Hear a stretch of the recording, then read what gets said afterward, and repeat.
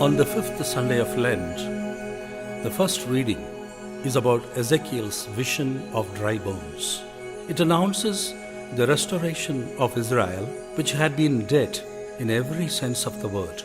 It is an affirmation of the hope that God has not abandoned His people. He will once again restore them.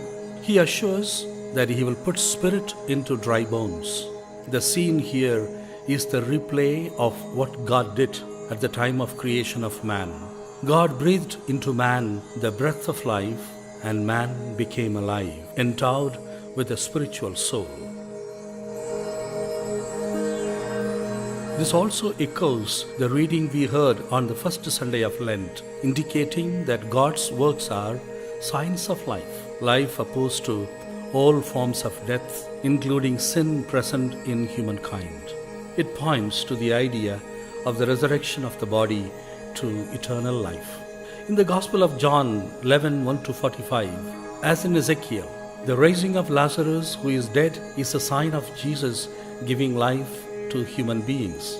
Lazarus personifies the humanity who, afflicted and wounded by sin and in the process of death, will be called to life by Jesus.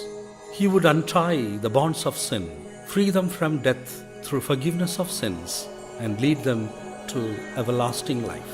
In this event of restoration of life, we must note some significant lessons.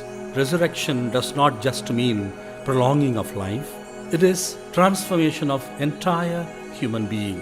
It is a spiritual reality. Resurrection is a certain hope for all those who believe in the Lord of life. John himself says, "Anyone who hears my word and believes the one who sent me has eternal life. He has passed from death to life and will never die." The event itself points towards the glorious resurrection of Jesus the Lord. Ironically, his journey to Bethania was a gradual movement to confront his own death. He would lay down his life in giving life to others. The apostle, who seemed to understand this, were of the mind to go, that we may die with him. The faith of Martha and Mary makes it more clear for us to believe, "Yes, Lord, I believe you are the Christ, the Son of God, the resurrection and the life. Only through you and because of you we shall live." John himself summarizes this message in chapter 5, 21-29. God in Jesus gives us life. Through resurrection, He renews the whole of creation by giving humankind a new and transformed life.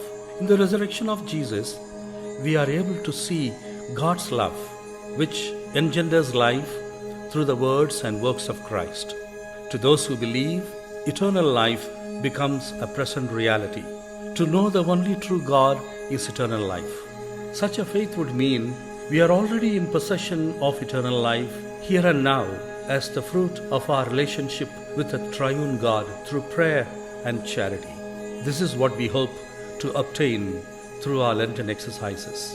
Apostle Paul makes an earnest appeal to us in Romans 8:8-11. "Christ is within you," he says. "The Spirit is life and holiness.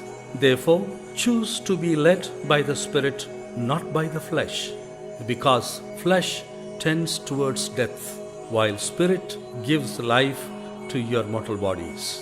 Then, brothers and sisters, as we progress in our Lenten journey and approach nearer to the celebration of the Paschal mystery, let us resolve to leave the flesh and no longer live according to it. Rather, walk in the Spirit and put to death the sins of the body, so that we may live in the Father, Son, and Spirit. Amen.